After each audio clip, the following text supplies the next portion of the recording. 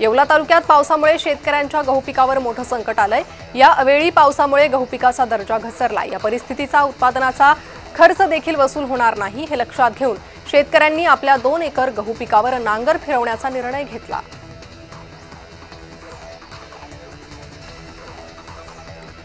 सोलापूर शहर गुन्हे शाखेनं आरटीओ ऑफिस जवळील ज्वेलर्स दुकानावर दरोडा टाकणाऱ्या टोळीचा पर्दाफाश केला।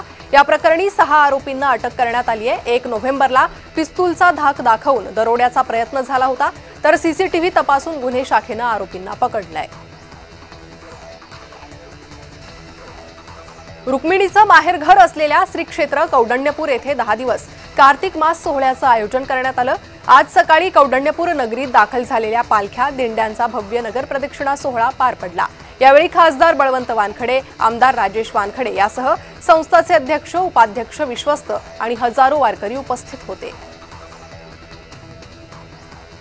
गंगापूर वैजापूर रोडवरील वाडगाव पाटील येथे झालेल्या अपघातात एकाचा मृत्यू झालाय। पुढील उपचारासाठी त्यांना छत्रपती संभाजीनगर येथील घाटी रुग्णालयात दाखल करण्यात आलं होतं, मात्र डॉक्टरांनी तपासून मृत घोषित केलं।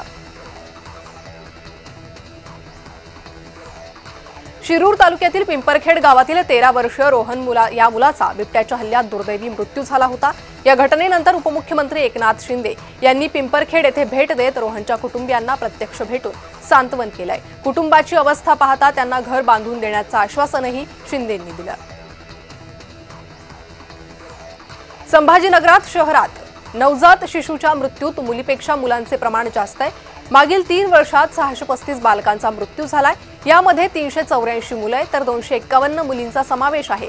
जन्मानंतर वर्षभरात दगावणाऱ्या बाळांचा यामध्ये समावेश असून आजारांचे निदान लवकर केले जात नाही, त्यामुळे ही बालकं दगावतायत, असं डॉक्टर अमोल जोशी यांनी सांगितलंय।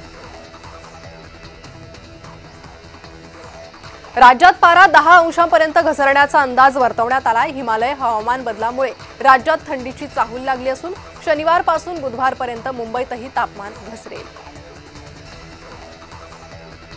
उमरगा तालुक्यातील मुरुम पोलीस स्टेशन अंतर्गत डाळिंब गावात मागील अनेक दिवसांपासून चोरीच्या घटना घडत आहेत, त्यामुळे पोलिसांनी गस्त वाढवून चोरांचा बंदोबस्त करावा अशी मागणी केली आहे। छत्रपती संभाजीनगरात सुरू असलेल्या बेकायदा कॉल सेंटरवर काही दिवसांपूर्वी पोलिसांनी मोठी कारवाई केली। या सेंटरमधून परदेशातील नागरिकांना आमिष दाखवून फसवणूक केल्याचं उघड झालं। या प्रकरणात अटक करण्यात आलेल्या 6 आरोपींना न्यायालयीन कोठडी सुनावली आहे। फसवणुकीच्या या रॅकेटमधून मिळालेला पैसा इतर राज्यांमध्ये पाठवण्यात आल्याची शक्यता व्यक्त केली जाते, तर मुख्य सूत्रधार अजून फरार असून त्याच्या शोधासाठी पथक तयार करण्यात आले। अमरावती शहरातील वाढत्या अतिक्रमणावर आळा घालण्यासाठी महानगरपालिका प्रशासनानं निर्णायक पाऊल उचललंय। ट्रान्सपोर्ट नगर परिसरात मोठ्या प्रमाणात अतिक्रमण निर्मूलन मोहीम राबवण्यात आली। या मोहिमेत अनधिकृत बांधकामं, टीनशेड दुकाने आणि खोके मोठ्या प्रमाणावर कारवाई करण्यात आली आहे।